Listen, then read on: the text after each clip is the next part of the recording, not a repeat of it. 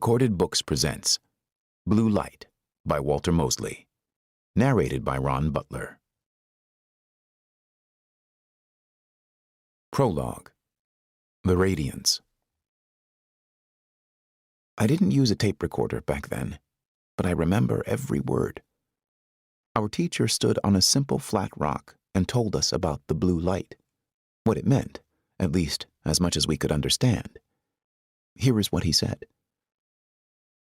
I was once simple flesh like you, a man filled with meaningless words, but I was also a sleeping streak of blue light, scant seconds in length, jarred to consciousness after an age of silence.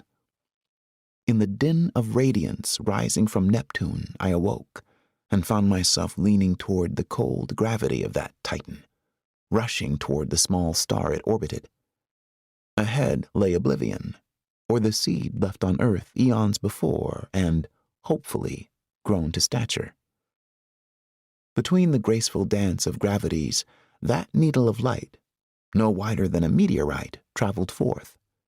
Other lights, exactly the same hue, at my side, each one a perfect array, unwavering in its relationship to the rest. Each one made up of a flawless matrix of thought, repeated again and again in a swirl of equations that held the secrets of your deepest dreams. As perfect and timeless as diamonds, 1,000 brothers and sisters ignited in the silent and unfelt anticipation of breath, death, or oblivion. Our entrance into the solar band of energies caused friction, squeals of false consciousness. Many lights drew away toward barren celestial bodies. Most of us died in the ecstasy you call the sun. The survivors passed through clouds of helium and hydrogen. The poisonous atoms turned millions of blue lights to green. Those matrices faded, as did their tainted lights upon reaching Earth's atmosphere.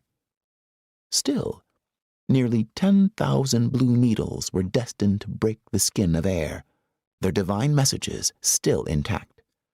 Hundreds sliced the ocean, cerulean knives leaving wide-eyed mackerel and barracuda with the desire to swim up onto shore. But the rain of light moved quickly to land. Imagine a beetle contemplating infinity in his small brain, flipping forward and back, trying to escape the inkling.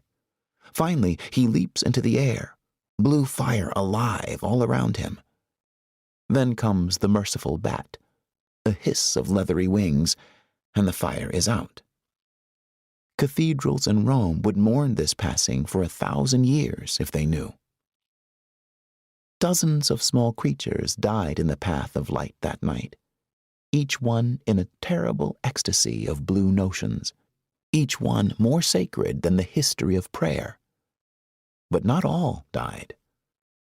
The sleeping mosquito struck by light might have stayed at rest because the blue light has no heat.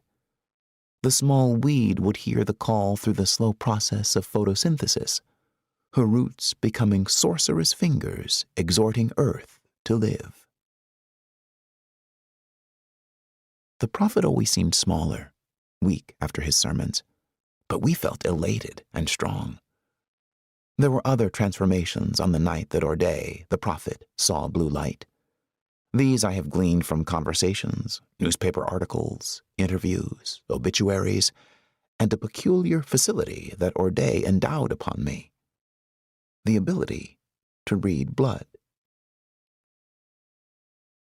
Reggie Brown was pushing the baby carriage down Easter Street toward the Broward shelter that evening. Their Uncle Barnes was drunk again, and Reggie's mother was still at work, so he bundled up the twins, intending to take them to Nurse Edwards' station until their mother came home. Nurse Edwards had Fly comics in her drawer and Baby Ruth candy bars, too. She'd been their father's friend. She was at their house when the letter came from the State Department telling... To keep listening to this audiobook, I've left you a link in the description so you can do it, at no cost thanks to Audible's 30-day free trial.